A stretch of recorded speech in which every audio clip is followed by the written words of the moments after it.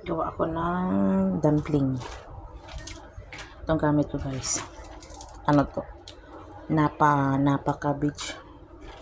Slice lang natin ng maliit tapos ibabad muna natin sa asin. Para mas madali natin siyang mayang i-wrap. Ganyan siya. Slice na ng maliliit. So, lagyan natin siya ng asin. Babad natin sa asin para mas madali natin siya mayang ipiga. May asin na. Daming asin. Hindi naman yan maalat. Pigain naman yan mamaya.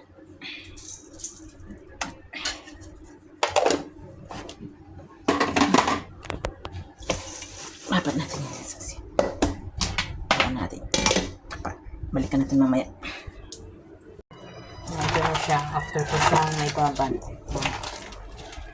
Ano na natin siya. Pigain na natin siya. Para matanggal yung tubig.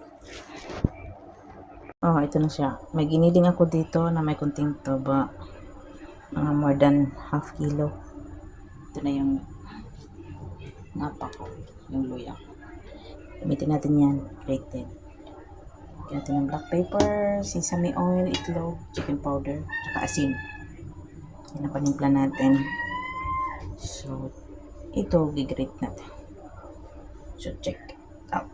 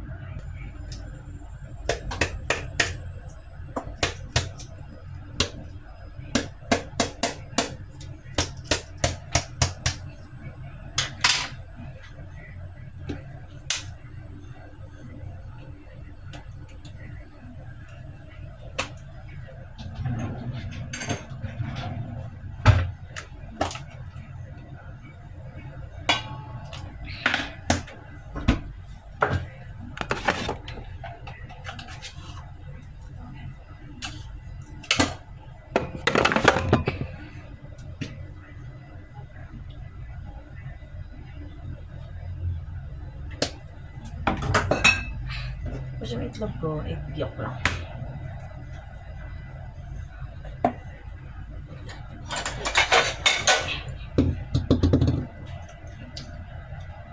Separate natin yung egg white. Yun ang pang ano natin na pangdikit.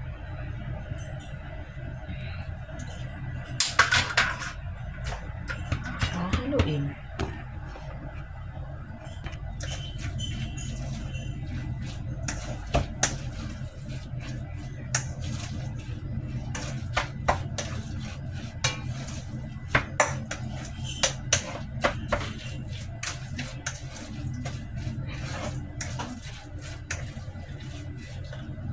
Balot. Ganito.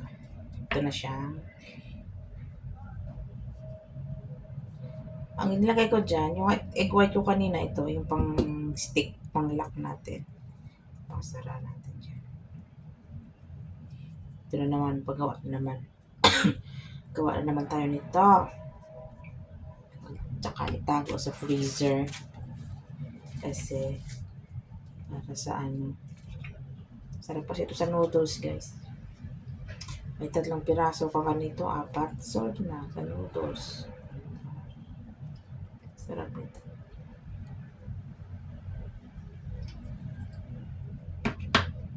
Sa Pinas kasi, gusto kong gumawa nito nung umuwi ako.